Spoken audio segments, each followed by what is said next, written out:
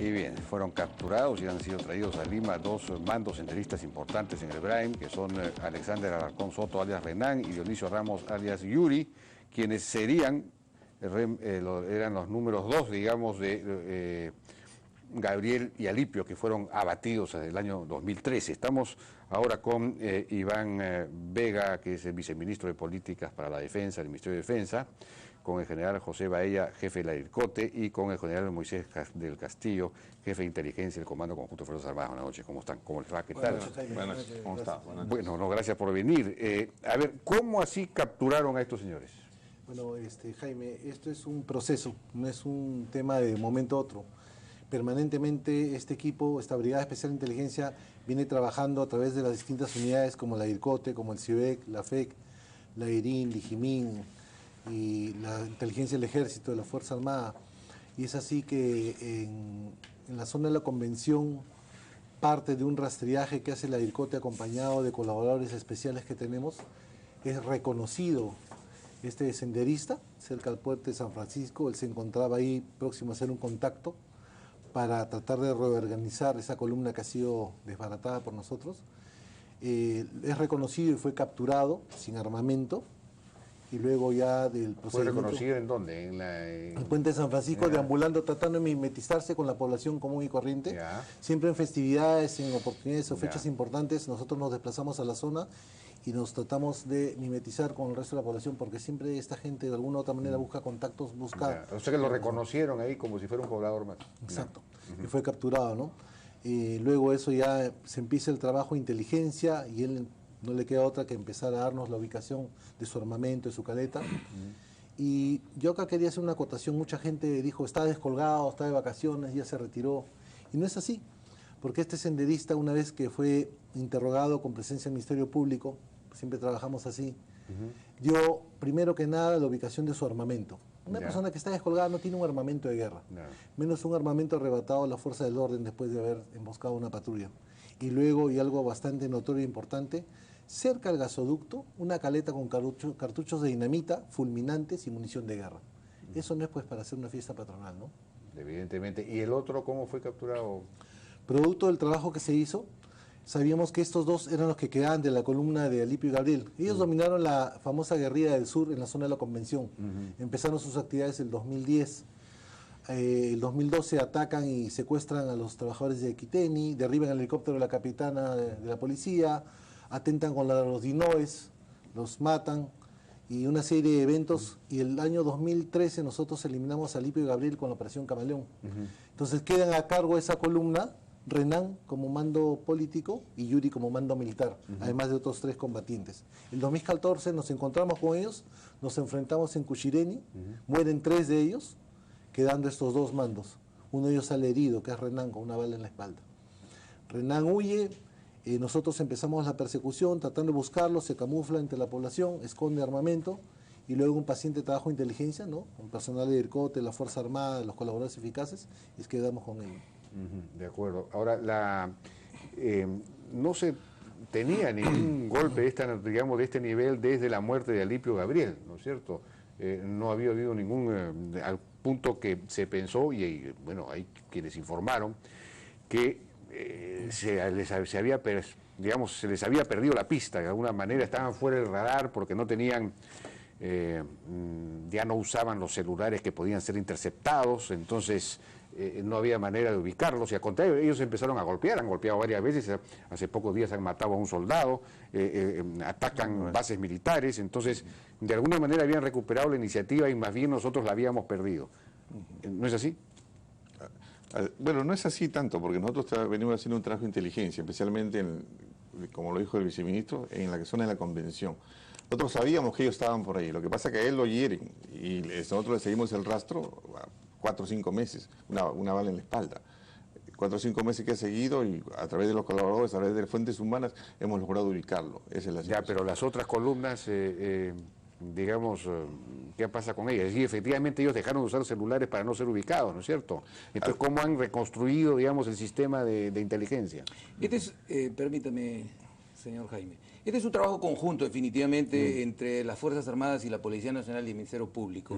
Estamos detrás de ellos. La labor de inteligencia requiere paciencia. Esto es un trabajo que ha demorado, sin embargo, estamos detrás de los cabecillas, que como usted sabe, es José, Raúl y Olga, que son los mandos políticos, y los demás mandos, ¿no? Eso están más bien más al norte, ¿no? Exacto. Están en la zona del Vizcatán y están trabajando por esa zona. Sin embargo, como le digo, estos dos delincuentes que hemos capturado es de la zona de la Convención. Claro. Pero, ¿a qué va esto, señor Jaime? Estamos trabajando en forma integrada. Muchas veces ese tabú, esas islas que se formaban en trabajar y no aprovechar las fortalezas que tienen... Usted es de inteligencia. Yo soy jefe del Comando de Inteligencia y Operaciones Conjuntos del Comando Conjunto de la Fuerza Armada. Soy el general Moisés del Castillo. Y usted es general del ejército, claro. Así es. Yo tengo a mi cargo las fuerzas especiales y trabajamos directamente con la policía del Ministerio Público. Estamos aprovechando, como le decía... Pero ¿cómo han hecho para reconstruir la inteligencia? Porque ya no pueden utilizar la inteligencia electrónica, porque ellos ya se han deselectronizado, por decirlo así, ¿no es cierto? ¿O nuevamente se están comunicando por celular o por otros medios? Siempre existe la necesidad de comunicación. Ya. A nosotros al intervenir le hemos encontrado un celular, ¿no? En este momento ese celular o sea que nuevamente pueden ustedes hacer ese seguimiento. Estamos viendo los números a quienes pertenecen, ¿no? Lógicamente el Ministerio Público tiene que autorizarlo primeramente. El problema también es que con el fácil acceso a las comunicaciones es para ellos sencillo comprar 15, 20 chips. Y cambiarle 15, chips. 20 números. Ajá. Pero bueno, es un trabajo mezclar inteligencia humana con inteligencia electrónica y siempre terminamos dando con ellos, ¿no? Digamos, la red de informantes está bien establecida. Es permanente. Por ejemplo, de este celular que acabamos de capturar, hay una serie de contactos que tienen que ser investigados. ¿Quiénes son los colaboradores de ellos? ¿Quiénes le proveen de pertrechos? ¿Quiénes los ayudan? De acuerdo. Si ustedes, digamos, ¿cómo vamos en la columna del norte? ¿Cuántos, digamos, quedan todavía activos? Entre 60 y 70 combatientes aproximadamente. En la parte más bien del norte de Vizcatán. Hace un tiempo, cuando tuvimos oportunidad de conversar, Jaime, dijimos el antes y el después de Alipio y Gabriel.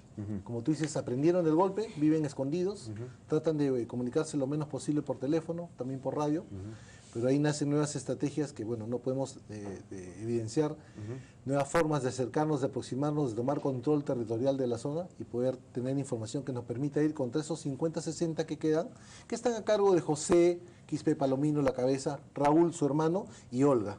Luego ellos son las cabezas. Pero son el a mando ese político. nivel ustedes no han podido golpear. Hemos estado muy cerca en operaciones. Tú dirías que desde Alipio y Gabriel no ha habido nada. Sí ha habido muchas operaciones, pero lo que pasa es que a veces no le dan la cobertura del caso, ¿no? Hemos tenido varias caletas de armamento, munición que les hemos quitado, enfrentamientos con ellos han tenido bajas. Hace poco, como tú dices, hostigaron la base de Mazángaro, mataron a un soldado a la distancia. El ejército reaccionó y las fuentes de inteligencia afirman que hay 2 muertos de ellos y un herido, pero ellos nunca van a entregar el cuerpo, lo desaparecen. La población aledaña los ha visto llevándose 2 cuerpos de fallecidos y un herido. O sea, siempre hay reacción, tenemos capacidad de respuesta. Ahora, el tiro cobarde puede salir de la espesura. Digamos, antes eran capaces, fuimos capaces, ustedes fueron capaces en algún momento de tenderles emboscadas. Estamos en eso. Pero ahora son ellos los que atacan, digamos, ya no los están emboscando, ya no los pueden ustedes ubicar para sorprenderlos. No es tan así, Jaime, lo que tú tienes son el disparo de una sola persona o 2 al máximo, que a la distancia toman un tiro y salen corriendo, huyendo. No hay una emboscada hace mucho tiempo. Tú cuando ves... Pero ustedes, mira, de parte de ustedes tampoco, es decir, de parte de las fuerzas del orden... Es que nosotros estamos, claro, ellos han aprendido los golpes, tienen mucho más cuidado, bajan a un pueblo, no entran a la casa de nadie, no aceptan comida de nadie, un campesino los invita a almorzar, ya no pasan a la casa, no confían en nadie, andan asustados, eliminándose entre ellos mismos. No hace mucho confirmamos la muerte del camarada Lucio, que fue eliminado por los hermanos Quispe Palomino, ya que Lucio era un muchacho universitario de la Universidad de Huamanga, Ayacucho, que como tenía algo de conocimiento podía rebatir políticamente. Pero usted diría que se están acercando, están cerrando el cerco, ya varias veces se ha dicho que se cierra el cerco, pero ¿cuándo podríamos capturar a estas personas? El trabajo conjunto que venimos realizando... A ver, me responde esta pregunta, me están pidiendo una pausa, después de una pausa, si me permite. Bien, ya nos queda poco tiempo. La pregunta es, ¿cuándo van a caer José y Raúl y esta columna superstite? No podemos ponerte una fecha exacta, estamos trabajando, hay varias operaciones en simultáneo. las operaciones se dan todos los días, los 7 días de la semana, estamos trabajando permanentemente. La mayoría de las veces que nos quieras encontrar estamos en la zona de operaciones y estamos en camino, estamos próximos. Más tarde que temprano, los quispe palominos van a rendirle cuenta a la justicia peruana. ¿Usted cree que esto va a ser dentro de la gestión de este gobierno? Apuntamos a ello y en todo caso esto es un objetivo que le debe interesar al país. No, obviamente al país le interesa muchísimo, pero el asunto es que dio la impresión de que se había perdido un poco la pista y que estaban tratando y que ya no había capacidad de emboscarlos, de buscarlos, de encontrarlos. Al contrario, es cada vez, por más que ellos hayan aprendido, nosotros vamos siempre un paso adelante con la iniciativa. Antes íbamos a los aeropuertos a recibir cadáveres de policías y fuerzas armadas. Del 2012 a la fecha, lo que vamos a recoger son terroristas abatidos o terroristas capturados. ¿Cuáles son esta brigada que ustedes han formado? ¿Qué características tiene? Bueno, yo podría definir esto, es una estrategia que el gobierno diseñó para hacer frente al terrorismo. Y tiene 3 características. Uno, la decisión política. El presidente y las autoridades que nos rigen han tomado la decisión política de darnos todo el apoyo para que este tema funcione. Están los medios a disposición. 2, el recurso humano adecuado. Contamos con los mejores hombres, los mejores especialistas de cada institución. Y 3, el compartimentaje absoluto. ¿Qué significa eso? Compartimentaje absoluto significa que obtenemos una información de inteligencia, solo damos cuenta al máximo nivel, armamos la operación, vamos, aplicamos, sale el resultado y recién se enteran los canales formales. Porque si uno se empieza a poner a redactar documentos por los canales formales, lamentablemente la infidencia existe. De acuerdo. Y se pone en riesgo la vida de las personas que están trabajando. Esta columna Superstite todavía, digamos, actúa en función del narcotráfico, protege al narcotráfico, es narcotraficante. Sí, es una columna que trabaja y subsiste del narcotráfico. Ya no es teoría comunista pura.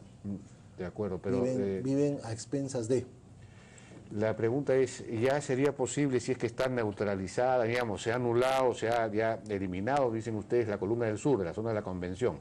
Esta subsiste, pero muy ya acosada, reducida, escondida. Eso es lo que la información que ustedes dan, en todo caso. De todos modos, está actuando en función, protegiendo el narcotráfico, es decir, tiene alguna clase de actividad. La pregunta es, ¿se podría iniciar ya el proceso de erradicación o si se iniciara el proceso de erradicación de los cocales, entraría esta columna a proteger a los cocaleros? Dentro de lo que es la convención, creo sin mucho triunfalismo y con la información que estamos procesando en estos momentos de los 2 detenidos, ellos definitivamente están coludidos con el narcotráfico, es su medio de subsistencia. ¿Pero esa columna total existe o no existe? Actualmente no existe la columna. ¿Entonces ya se podría entrar a erradicar a la convención? Es probable, ¿sí? Vamos a hacer un análisis de inteligencia antes de que se realicen estos hechos para poder dar la información precisa. No podemos ser triunfalistas, Jaime, y decir están absolutamente erradicados, porque ahorita lo que puede hacer José o Raúl es enviar una nueva columna a tomar posesión de ese territorio que ha perdido. Pero estaremos ahí nosotros un paso adelante, cuidando el eje energético, cuidando el eje turístico y viendo las posibilidades para que esta gente, como tú dices, vaya a la conversión productiva que el Ministerio de Agricultura está llevando adelante. Bueno, la conversión productiva, eso es una cosa que no funciona, no avanza muy poco, pero lo que sí da resultados ser eficaces es la erradicación acompañada de desarrollo alternativo, ¿no? Pero aquí se tomó la decisión de no erradicar para precisamente no fomentar una alianza, una protección por parte de los senderistas a los cocaleros. Exactamente. Pero si ya los senderistas están más controlados, de repente se puede, esa es la pregunta, ¿no?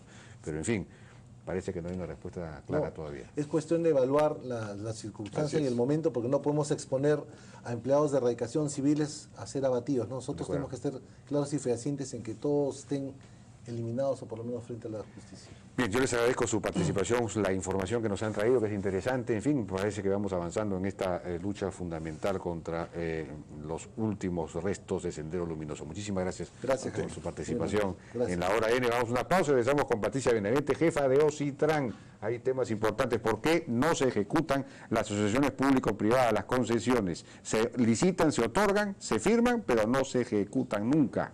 Se demora mucho en comenzar a ejecutarse. Regresamos.